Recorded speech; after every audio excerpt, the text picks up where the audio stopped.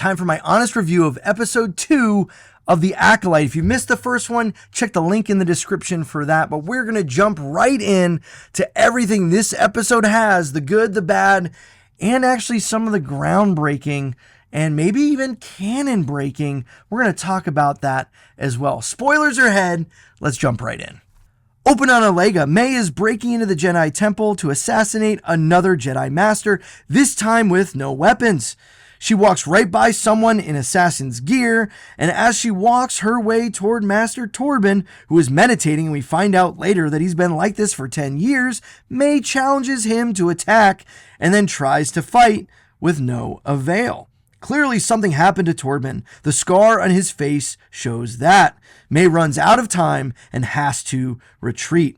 Then we head back to the ship where Osha is free to sit and nap. She gives advice to Jackie while Yord shares his concerns with Sol over the captured Osha, who has just been believed that she hasn't done anything, even though there's no real evidence for that. Sol doesn't give reasons, just gives good advice. Don't let fear affect your judgment.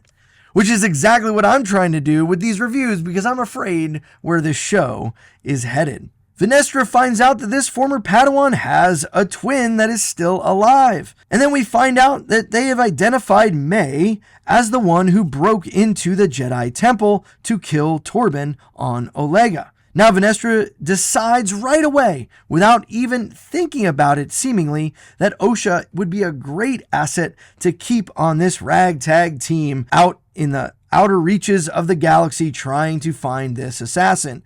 Yord questions this decision, and honestly, he has good points. There have not been many moments to convince us why so much trust should be granted to Osha. Back on Olega, May walks into a shop that apparently has been stolen by one of her accomplices. His name is Kimry. More on him later because I think he is the key to a lot of what we're going to talk about in this episode. He tells May to find the weakness of Torben, and then he mixes the poison up for her that she requested. May mentions that she has more Jedi to kill, and as the Master said, one must be without a weapon. It wasn't clear that only one had to be, but either way, it seems like this is all in retaliation to something big that happened in the past, as there are specific Jedi on her list that she is going after. Somehow there is inner turmoil for Torben, and this poison will be what brings absolution. It certainly is being set up that May is in the right, and these Jedi deserve it. Not sure how I feel about that. Back on the ship with Sol and Osha, they talk about the past, about May. Sol shares how he made a choice. He couldn't save both, so he chose Osha. They land on Olega. And while they approach the temple, May breaks back in, a different way this time, not through the front door, and it seems a lot easier during the day. She talks to Torben about how he is searching for peace, seemingly for the past sins against May. May offers him an option. He can confess his crimes, or he can get forgiveness through suicide. Clearly, May wants him to die. She doesn't want him to confess his crimes. She doesn't want him to truly receive forgiveness, just this sham of forgiveness that she offers.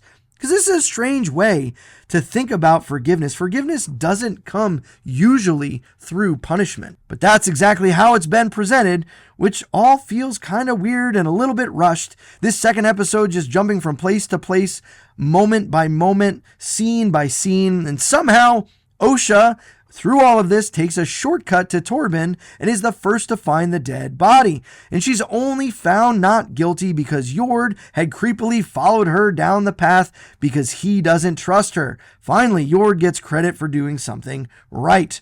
The poison that they found, Osha points out, was from their home planet, which kind of sends alarm bells off to say that May was here. They find a suspicious character, the one who made the poison, Kimry, and they come up with a plan to get information. Yet again, Jackie shows disrespect to Yord in front of her master and says to trust Osha even though we don't really have any good reason to. They bug Osha with Pip to get a confession, and when she shows up in the shop, Kimry knows what's up. He pulls close. He smiles. This doesn't trick him at all, and I think shows his true identity. They turn the witness and ask for cooperation. He tells them May wants revenge of 4 Jedi. He is misleading, though. There is more to the story that he knows, and he is not giving that information. And just like that, he offers to set up a sting operation, and they let him go. Nighttime comes. Now the trap is set. Osha and Sol talk about these 4 Jedi because they both know, without saying it, that there is a reason, and they know the reason that May is going after these Jedi. And Sol is one of the ones she's chasing down. Sol says to have faith in May, have faith in me. What? That makes no sense. Faith in what? That she will turn back from this mission? It's not like she hasn't already killed 2 Jedi. May shows up as planned. Sol confronts her, and there's an immediate anger in her eyes as she throws a knife at his feet. She doesn't challenge Sol to attack her like she had previously. Instead, her rage sets her on the offensive right away. But she cannot even begin to take out Sol. He calmly repels attack after attack, literally with one hand behind his back. She swipes for the lightsaber like in her fight with Endara. Sol is patient though and does not want to kill her. He wants to know her master, but she doesn't even know as he searches her mind and finds out that she does not know his identity. May thought Osha was dead too, and now Sol reveals the truth. The truth to May that Osha is alive. May gets away using some dust, also partly though because Yord didn't stay in place. It feels like at times that Sol is the only one of this bunch that really knows what he's doing. May Grand Theft Autos a speeder as Osha shoots at her, missing badly. And there's a moment in Osha's face that looks like pure rage and anger. There is for sure more to this backstory that we are not being told. Sol is reprimanded, and Venestra demands that he come before a small council to discuss next steps, instead of chasing after the assassin who they know where she's going next. It's kind of ridiculous, and it's taking this Jedi understanding and just putting it to the nth degree that the Jedi are already just about hardline rules and order. It feels kind of off for what we know from the High Republic and the Jedi. But anyway, back on Olega, the snitch is still being tailed. May comes back, and they escape so easily because the story said they had to, and so they go to Kofar. Then the next scene felt like the beginning of the Shrek-style story for the next week. Just need some Smash Mouth. Somebody wants... Okay, no, we're not going to do that. But anyway, this episode was just 32 minutes long, and that's part of the issue. I wish we would get a little bit more. Even the escape there at the very end, it just felt like bang, it was done. There was no character development. There was no way to show the cunning or the genius of how these seemingly bad guys, but maybe they're made out to be the good guys. It's kind of hard to tell. And it's just kind of all glossed over for the sake of time. You're not telling me you couldn't have spent another 3 minutes on a getaway? Overall, I am intrigued and interested to find out what happens. There hasn't been given enough breadcrumbs of the mystery for me to really know what's going on. And that is really my main criticism, is that it's so vague that we don't really know. It's right now just seemingly like May is trying to kill all these Jedi for personal revenge, but there's definitely more to the story. I think there's a big reveal coming with Manny Jacinto's character. I really think that he's the master behind it all, that he's stayed close to May, that he's kind of speaking in this way. He's kind of this goofy, pretending to be drunk so that you don't take him seriously. And I think he's really the one in the mask who's really been orchestrating all of it. And that's kind of how he plays. He throws some jokes in when he's confronted with the Jedi. He kind of jokes like, whoa, don't kill me. I don't want want the mind wipe. And I think there's more going on to that character.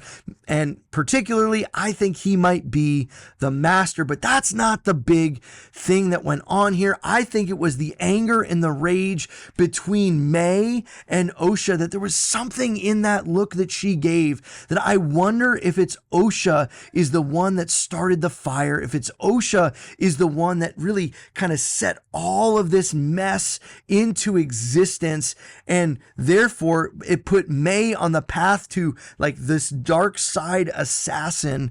And really it's going to probably end up being, this is kind of where I think it's going, and spoilers if I'm right, but I think what it's going to be is going to show that the Jedi are the ones at fault, that the Jedi are the bad, and that they don't have the moral high ground. The light side isn't good and the dark side isn't bad. And it's really, I think, going to throw a lot of different ideas into Star Wars that have not been part of Star Wars. I don't know. I'm intrigued by the show. I still think there's some major flaws and issues, particularly in the speed. I think they just are trying to do too many little things through exposition instead of showing us. I think Sol is still the standout character. I think they're making Yord look a little dumb and like he doesn't belong there, like he doesn't deserve it. And like, oh yeah, there's a woman that deserves it more than him. And of course she's not getting it. That's how it comes off in these episodes when they continue to give Jackie these opportunities. And she's supposed to be this up and coming Padawan, but has no respect for the Jedi Knight that's before her because maybe she thinks he doesn't deserve it. And so has this resentment towards Yord. It's just all kind of strange. Though there's one huge thing hanging over all of this, and it's been the conversation that episode 3 is going to divide the fan base. And then you put that together with the things that have been said over the last few weeks of how it's so hard to be a woman in Star Wars, and it's all these toxic men, and if you're a racist or a bigot, and none of that will be accepted. And of course, we should not accept racism, and of course, we should not accept bigotry, but honest criticism is neither of those things. When we look at the only white character in this entire show, who's the evil one who has to repent of his sins and commit suicide to receive forgiveness, it isn't hard to see that the older white guy is the only villain truly in this show. Everyone else is being set up to be right in their own eyes. The only one is Torben, and that kind of felt weird. It kind of felt a little strange, particularly because we don't know what's actually happened. And if there were 4 Jedi there, but Torben is the only one that had these major sins, is he the one to blame for everything? Then why are there 4 Jedi on this list? Why not just him? It doesn't quite make sense. And it's not hard to start to stack these conspiracy pieces together to see that some of this looks like an agenda. I don't want that to be the case. I'm giving you what I honestly feel and see. And maybe I'm tainted by what I see and hear out in the world, but these aren't things that I've said. These are things that the showrunner and the head, the operations, whatever Kathleen Kennedy's role is, I don't even care. But it all comes back down to this. This next episode is really going to have to hook fans if you're going to keep. I think everyone will watch the premiere, or a lot of people will watch the premiere. But if you don't hook early on into these characters, and I just don't really feel that attached to any of them other than Sol, because I've not been given any more with any of those characters. I've only been given verbal exposition and not really any of the feeling and the backstory and all those other things. So that's my perspective. I'm excited for episode 3, but actually really quite nervous, because if episode 3 is as divisive with how we understand maybe the Force in Star Wars going forward, I know Leslie Headland has said she doesn't want to break canon, but I'm kind of nervous. I'm kind of nervous. Through these first 2 episodes, this is a decent show. I'm not upset about it. I'm hesitant. I'm not going to write it off. This is by no means the worst thing Disney has ever done, but it's also not the most thrilling, amazing Star Wars. It isn't Andor with lightsabers. I'm sorry. It's just not, especially when you're only giving us 32 minutes. $600,000 per minute is what you paid for. And I feel like if you gave me $600,000 to make 1 minute of Star Wars, I think I could do that.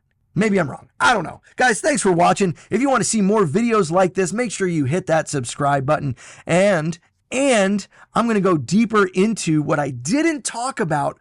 I'm going to talk more about this relationship between May and OSHA. So make sure you subscribe so you don't miss when that video drops. Thanks for watching. I'll catch you on the next one. Bye.